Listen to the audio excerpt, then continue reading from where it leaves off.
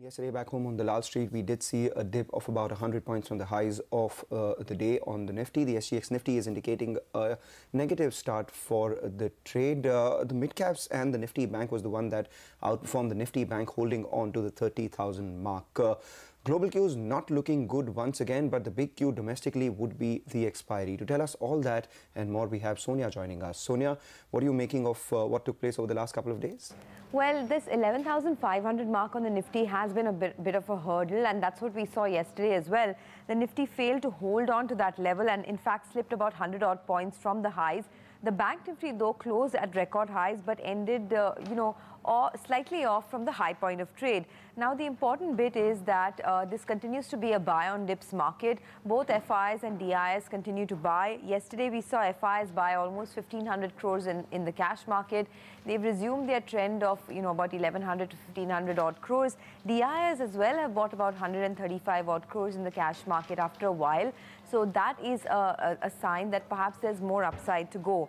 The global cues have been largely quiet. The US markets ended marginally in the red. However, the 3-month and the 10-year Treasury remain inverted for the 4th straight session. So that continues to be a bit of a concern for most markets. Asian markets this morning as well are slightly subdued. Another positive for us is that crude fell about 1% yesterday. Brent crude is still trading above $67 a barrel, but because of the rise in US stockpiles across the board, there was a fall in crude, which is positive for markets like our own. So let's see. For now, 11,500 is proving to be a bit of a hurdle for the market.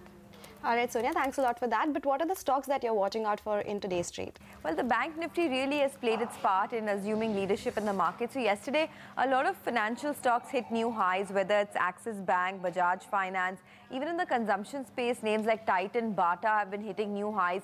So keep an eye out on these names. Tata Motors could be in the red after S&P cut the credit rating on Tata Motors to B+ from BB- after weak earnings from JLR. But in any case, a lot of this news flow is known and has been priced into the stock. So I don't know if it will really react, but there could be a sentiment negative on the stock. NBCC has secured new orders worth 1,003 crores. So there's positive news flow for NBCC.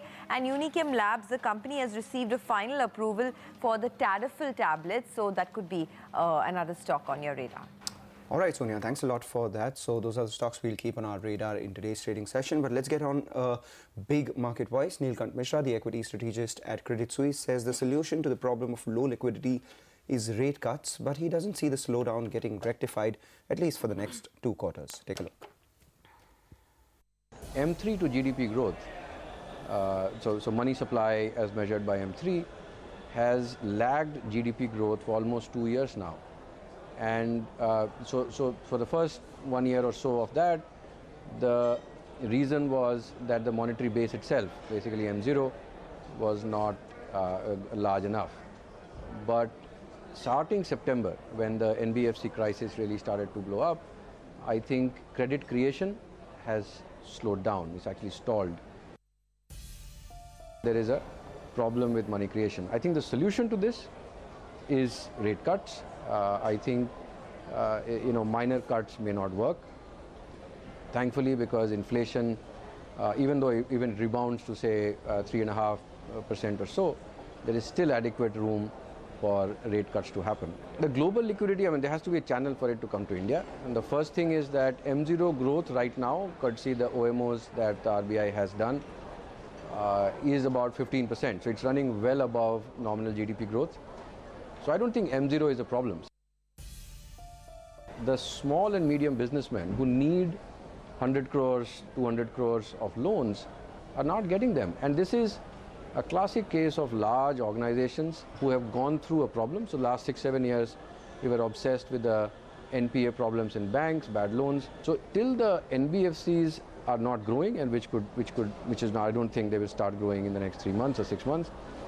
The bond market doesn't start to function very well, and till the time that the aggregate credit growth does not really pick up beyond nominal GDP growth, I don't think we should see a growth recovery. All right, he says he does not think that there'll be a growth recovery. But on that note, let's take a break. Up next, high-level trade talks between US and Chinese officials resume in Beijing. More on that when we return.